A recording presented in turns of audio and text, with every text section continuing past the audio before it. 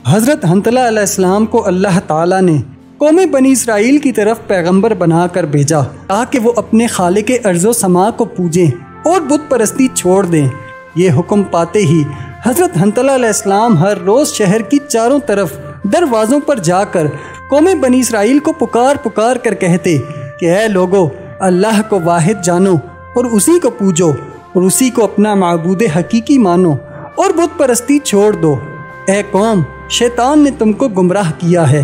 اے لوگو، اللہ تعالیٰ سے ڈرتے رہو اور حقیقت میں وہی تمہارا رب ہے۔ یہ سن کر قوم بنی اسرائیل نے کہا جو گمراہی میں بہت ہی بڑھ گئے تھے، اے حضرت حنظلہ علیہ السلام، ہمارا یہی رب ہے جس کو ہم پوجتے ہیں۔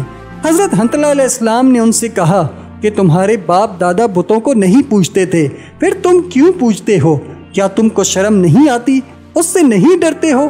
تم پر ضرور عذاب نازل ہوگا، جیسا کہ تمہارے آگے نافرمان لوگوں پر بلائیں اور عذاب نازل ہوا تھا، اور تم لوگ عذاب خدا برداشت نہیں کر سکو گے۔ ہر چند ان کو ہر طرح خوف دلایا، لیکن وہ ہرگز ایمان نہ لائے اور برابر تکذیب کرتے رہے، بلکہ حضرت حنظلہ علیہ السلام کو مار ڈالنے کے لیے مستعد ہو گئے۔ اور اس شہر کا بادشاہ، جس کا نام تیفور ابن طفیانوس تھا، وہ 12,000 اپنے غلام اور اپنے ساتھ خزانے بے حد رکھتا تھا، اور لشکر بھی اس کا بے شمار تھا۔ اس مردود نے حکم کیا کہ تم لوگ حضرت حنظلہ علیہ السلام کو پکڑ کر مار ڈالو۔ اور ادھر حضرت حنظلہ علیہ السلام رات دن بام قصر پر چڑھ کر اللہ تعالیٰ کی دعوت پکار کر لوگوں کو بلاتے تھے اور ان لوگوں کو راہ حق بتاتے تھے، یہاں تک کہ وہ تبلیغ میں اس قدر بڑھ چکے تھے کہ قوم بنی اسرائیل رات و دن آرام نہیں کر سکتی تھی اور نہ وہ صحیح طور پر سو سکتے تھے۔ ایک رات آپ نے کہا کہ اے قوم بنی اسرائیل، تم سب بت پرستی چھوڑ دو، ورنہ کل تم پر اللہ کا عذاب نازل ہوگا اور تم پر مرگ مفاجات آ جائے گا۔ بس وہ لوگ چونکہ اپنی موت سے بے خبر تھے، وہ نہیں جانتے تھے کہ موت کیسی ہے، کیونکہ اس قوم میں 7 برس تک کوئی بھی ان میں سے نہ مرا تھا، اس لیے وہ حضرت حنظلہ علیہ السلام کی بات پر یقین نہ کرتے تھے۔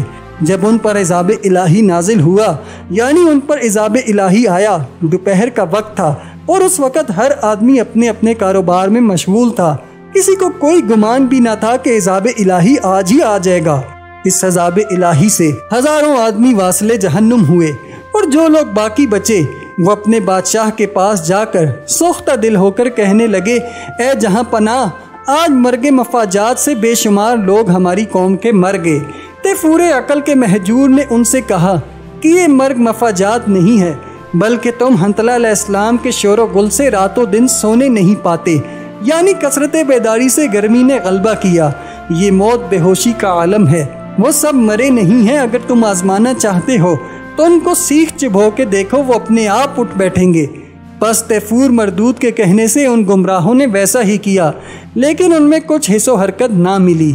پھر بادشاہ تیفور سے جا کر کہا کہ آپ نے جو کہا تھا سو ہم نے کر دیکھا، لیکن ان میں سے کوئی بھی حرکت نہ ہوئی۔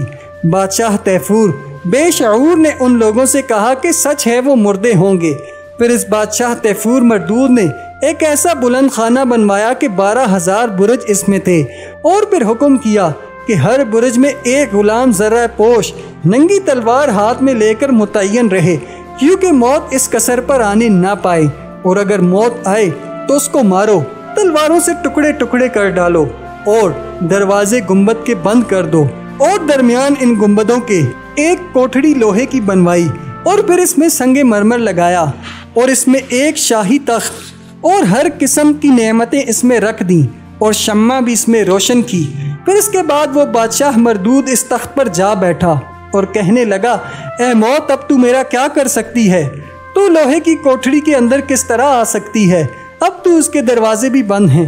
وہ اسی گمنڈ میں تھا کہ اچانک ایک مرد بڑا ہی ہیبت والا اس گنبد کے درمیان جہاں وہ بادشاہ مردود بیٹھا تھا، اس نے اس جگہ کھڑے ہو کر دیکھا، ماڑے ڈر کے ایک دم چونک پڑا، اور ایسا معلوم ہوتا تھا کہ ابھی اس کی جان قفس انصری سے پرواز کر جائے گی۔ اس سے پوچھا کہ تم کون ہو، یہاں کس طرح آئے ہو؟ اس نے کہا میں عزرائیل ہوں۔ تیفور بادشاہ نے کہا تم یہاں کیوں آئے ہو؟ وہ بولا میں تیری جان قبض کرنے کو آیا ہوں۔ بادشاہ تیفور بولا تو آج مجھ کو ذرا مہلت دے، دو کل جو چاہو سو کرنا، تب ملک الموت چلے گئے، چونکہ زندگی بادشاہ تیفور کی ایک دن اور باقی تھی۔ بس ملک الموت کے جانے کے بعد وہ مردود وہاں سے نکل کر ان غلاموں کو جو ان برجوں میں چوکیدار تھے مارنے لگا۔ کیوں تم نے اسرائیل کو یہاں آنے دیا؟ وہیں کیوں نہیں مار ڈالا؟ انہوں نے کہا اے جہاں پناہ ہم نے اس کو نہیں دیکھا کہ وہ کس طرح آیا۔ اس کے بعد بادشاہ تیفور اس گنبد میں جا کر کیا دیکھتا ہے کہ اس میں ایک سوراخ ہے۔ وہ سمجھا کہ اسرائیل کی آمد اسی سوراخ سے ہوئی ہے، لہٰذا وہ اس سوراخ کو بند کرنے لگ گیا، اور جب وہ بند ہو گیا تو پھر وہ بہت ہی بے پرواہ ہو گیا۔ پھر اسی تخت پر جا بیٹھا، اور وہ اس قسم کا بنوایا تھا کہ دیکھنے والا یہ خیال نہیں کر سکتا تھا کہ اس کا دروازہ کہاں ہے۔ تھوڑی دیر بعد جب اس نے اپنی نظر اٹھائی تو اٹھا کر کیا دیکھتا ہے کہ حضرت اسرائیل علیہ السلام اسی جگہ گنبد کے اندر موجود ہیں۔ حضرت اسرائیل علیہ السلام کو دیکھ کر پوچھنے لگا کہ آپ یہاں کس طرح سے آئے؟ یہ بات سن کر انہوں نے کچھ بھی جواب نہ دیا، فوراً ہاتھ ڈال کر جان نکال لی اس مردود کی اور اس کے 12,000 غلاموں کی جو اس کی حفاظت میں گردا گرد چوکیدار تھے۔ ایک ہی پل میں پھر نہ وہ قصر رہا اور نہ وہ گنبد، نہ مالک رہا اور نہ وہ چشم، نہ صغیر نہ کبیر، سب کے سب جہنم رسید ہو گئے اور پانی دریا و چشمے کا سکھا دیا۔ باقی جو قوم بچی تھی وہ یہ دیکھ کر بہت ہی متعجب ہوئی اور بہت حیرت زدہ ہو گئی۔ نہ تو مالک رہا نہ اس کا حشم اور نہ پانی، سب کا سب ویران ہو گیا۔ بس جو باقی بچے تھے ان لوگوں سے حضرت حنظلہ علیہ السلام نے کہا اگر تم اللہ پر ایمان لاؤ گے اور میری رسالت کا اقرار کرو گے تب تو تم اس عذاب سے نجات حاصل کر سکتے ہو، ورنہ کسی طرح بچ نہیں سکتے۔ اس کے جواب میں لوگوں نے حضرت حنظلہ علیہ السلام سے کہا کہ یہ سب بلائیں اور مصیبتیں تمہاری بدخواہی اور شمعی سے ہم پر نازل ہوئی ہیں، اگر تم ہم میں نہ ہوتے تو یہ مصیبتیں ہم پر کبھی نہ آتی۔ یہ کہہ کر وہ حضرت حنظلہ علیہ السلام پر دست درازی کرنا چاہتے تھے کہ اتفاق سے حضرت حنظلہ علیہ السلام ان کے بیچ سے نکل گئے۔ اس کے بعد اللہ تعالیٰ نے ایک سانپ ایسا ان کے واسطے بھیجا کہ اس سانپ کا طول و عرض 36 کوس کا تھا۔ اس سانپ نے یک بارگی چاروں طرف اس کا احاطہ کر لیا اور شہر کو دبانا شروع کیا تاکہ مقامات ان پر تنگ ہو جائیں، اور چشموں سے دھواں نکلا اور اس دھوئیں سے اکثر لوگ ہلاک ہو گئے۔ اور پھر اس کے کچھ روز بعد حضرت حنظلہ علیہ السلام نے اس جہاں فانی سے رحلت فرمائی، اور جو نعمتیں بنی اسرائیل نے شام کے عمالقے سے پائی تھیں وہ سب اپنے تصرف میں لائے، اور عمالقہ کے لوگ یہاں سے ہزیمت پا کر زمین مغرب میں جا رہے۔ پھر ایک مدت کے بعد قصد کیا اور اپنے دل میں خیال کیا کہ چلو بنی اسرائیل سے جا کر اپنی مملکت اور نعمتیں چھین لیں، اور ہم لوگ کب تک اس ملک میں رہیں گے اور اسی طرح دکھ اٹھاتے رہیں گے۔ چلو سب ملک شام میں اپنے باپ دادا کی میراث پر بیٹھیں اور اپنا دخل کریں، اور یہ بہتر ہے اس زندگی سے کہ ان سے لڑ بھیڑ کر مر جائیں۔ بس عمالقہ قوم اس تدبیر میں تھی اور قوم بنی اسرائیل اس سے غافل تھی۔ تمام دن فسق و فجور میں مستغرق رہتے، اور اپنی بدبختی کے مارے اللہ تعالیٰ نے بھی ان میں سے پیغمبری اور بادشاہی کو چھین لیا۔ تب یہ لوگ ذلیل و خوار ہو گئے۔